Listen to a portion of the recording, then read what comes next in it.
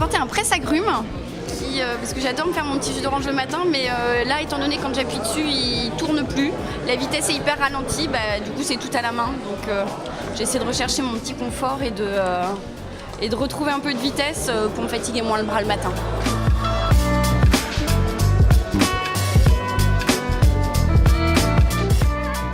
Quand on parle Repair Café, pour n'importe qui vient faire réparer quelque chose, c'est a priori pas une question de traiter les déchets, c'est une question de se rendre un service. Mais si je me place d'un côté des politiques publiques, alors là, éviter à ce que des produits, du matériel terminent en déchetterie ou à la décharge, là, je me pose plutôt en politique publique sur une question de traitement des déchets.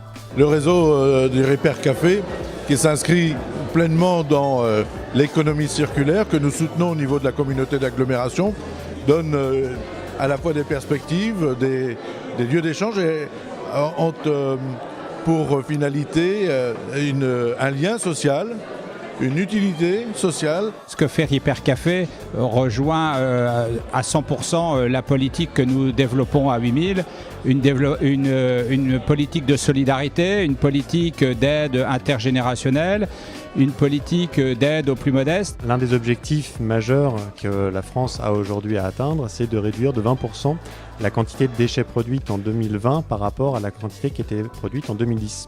Donc l'action des Repair Café, elle y contribue entièrement à cette politique parce qu'elle permet de réparer des produits qui sinon seraient amenés à être des déchets. Donc chaque produit qui rentre dans un Repair Café et qui se retrouve avec une nouvelle vie, c'est un déchet économisé, un déchet évité.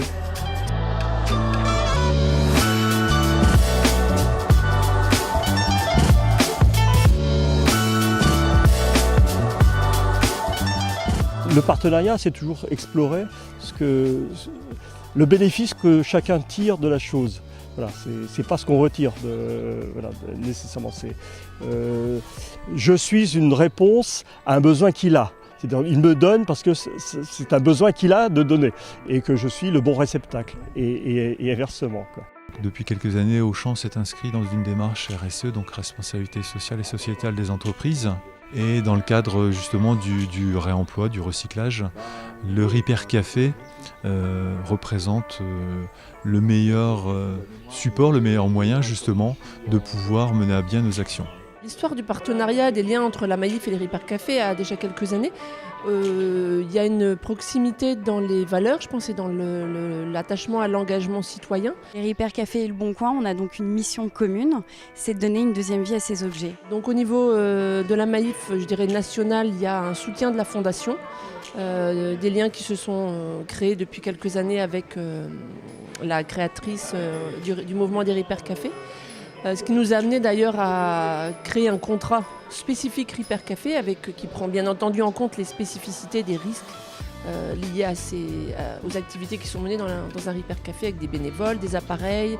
On savait qu'ils avaient besoin de trouver des nouveaux bénévoles, donc on s'est dit qu'on pouvait par la puissance du site contribuer à ça. Donc on a localement pu mettre en place une publicité sur le site du Bon Coin, ciblée sur la région Hauts-de-France, pour dire que les Repair Café avaient besoin de bénévoles.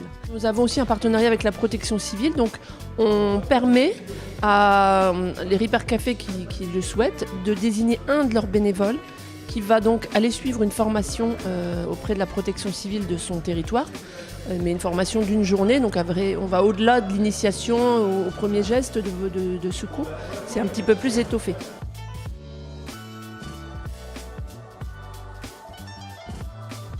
Claude avait un projet de camion itinérant pour aller à la rencontre des Français dans sa région qui n'avaient pas de Repair Café à côté de chez eux. On a donc choisi de lui offrir ce camion pour qu'il puisse aller à la rencontre de tous au plus près et leur apporter ce service de réparation pour que les objets vivent un peu plus et que les Français dépensent un peu moins.